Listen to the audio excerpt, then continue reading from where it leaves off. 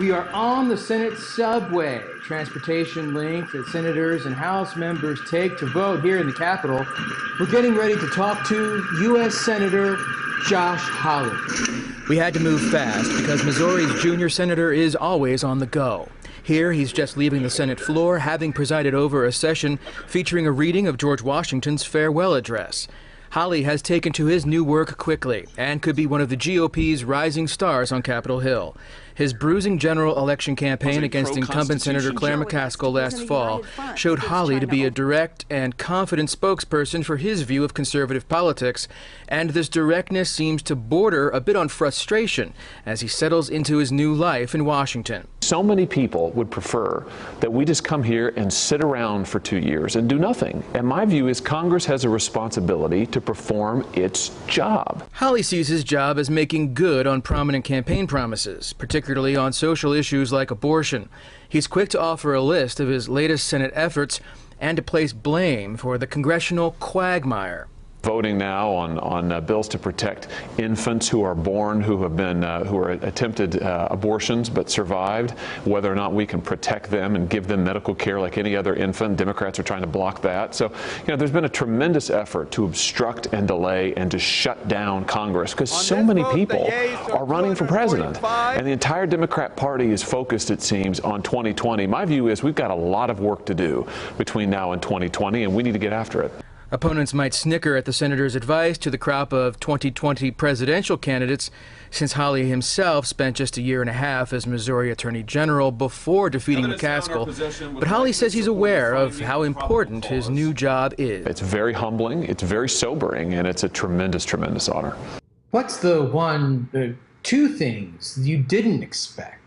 Well, I think it's a surprise, on the one hand, how collegial the Senate is. I mean, the senators have very warm relationships with each other, but it's also a surprise at just how little work this body gets done. I mean, it really is. The whole first month I was here, the government was shut down. The Democrats had the floor of the Senate shut down. We couldn't even vote on bills to support our ally Israel, for instance, which was the first vote that I cast, and proudly so.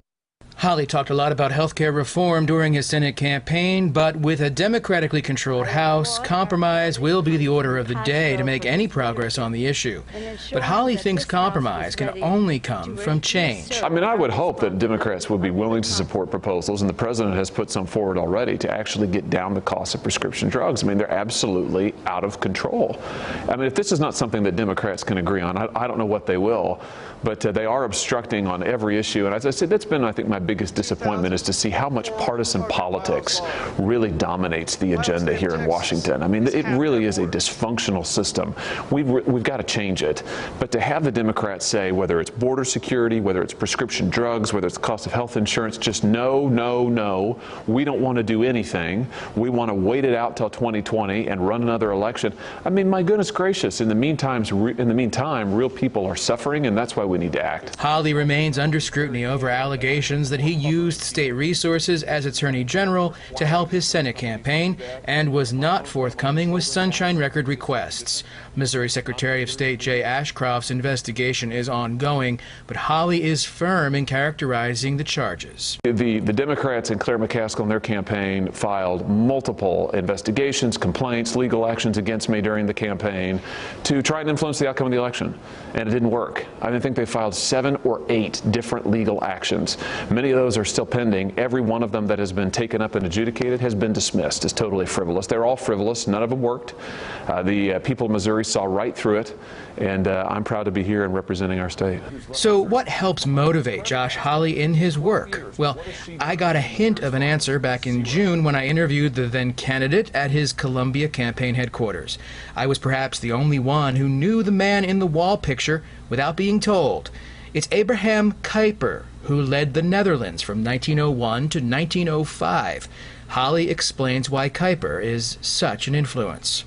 So he's the former Prime Minister of the Netherlands. He was before that a minister. He was also a journalist. So he led a varied career, but he was a serious man of faith who took his faith and his convictions very seriously, took them into public life, and lived, I think he was an authentic, 100% honest guy and leader, an effective man because he followed his convictions. What you saw with him is what you got. And I think he has his example is so profound, or somebody who believed very deeply, who carried those convictions into public life and used them to serve the common good. And that's the other thing. You know, he was himself a man of faith and a former minister, but when he got into politics and became prime minister, of course, he governed and worked with folks who weren't of his faith. That didn't matter to him. He pursued the common good of all folks. He used his faith convictions to work for all people.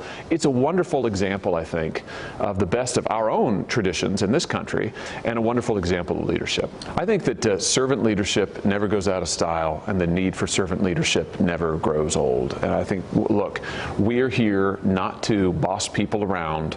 I'm here not because I'm some expert. I'm here to serve the people of my state. I'm here to work for them, to fight for them, to represent them, and to work with anybody, by the way, who wants to do that. So that's why I've said I'll work across party lines. I don't care about the party establishments. I've never been their favorites.